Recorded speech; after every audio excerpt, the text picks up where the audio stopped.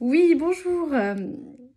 Alors nous, c'est un petit peu différent, hein. C'est plus le concept de Start-up Nation, mais bien le concept de l'EHPAD Nation.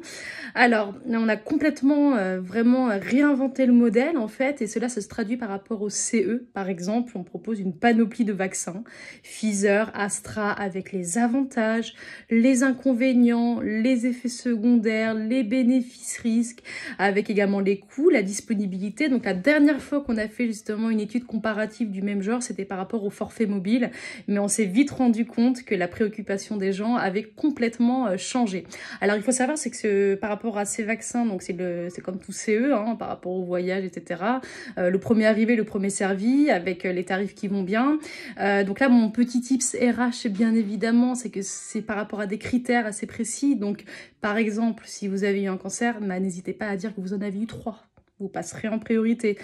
Pareil, n'hésitez pas à tricher sur l'âge, parce que bah en fait ça va faire en sorte que vous serez peut-être davantage sur Pfizer et non pas Astra, parce que je sais que voilà, les gens fâchent un petit peu Astra. Voilà, donc aussi on a créé un Slack interne, ça c'est important de se le dire, où on se félicite tous ensemble lorsqu'on a obtenu la deuxième dose, hein. Donc ça marche beaucoup mieux que de se féliciter par rapport aux périodes d'essai. Avant, on avait vraiment, comment dire, on était content de ne pas avoir perdu son job. Maintenant, voilà, on est content de ne pas avoir perdu la vie, quoi.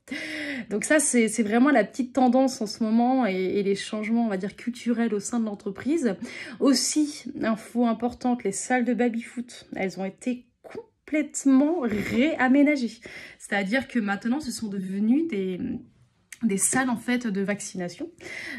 Donc ça veut dire quoi? Ça veut dire que en fait ça devient un endroit où justement on amène beaucoup de personnes au même moment. On essaie de le faire pendant le daily meeting. D'ailleurs cette salle a un nom, ça s'appelle la piqûre de rappel.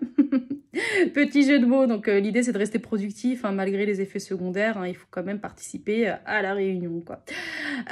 Aussi, côté espace détente, donc il n'y a plus de cafétéria, hein, il n'y a plus de café. On a décidé de créer un petit salon de thé où on propose justement des infusions, des tisanes bio au thym et à la camomille, parce que bon, bah voilà, les gens sont stressés, donc il faut vraiment créer des conditions agréables, un petit peu comme finalement les salons de thé dans les maisons de retraite.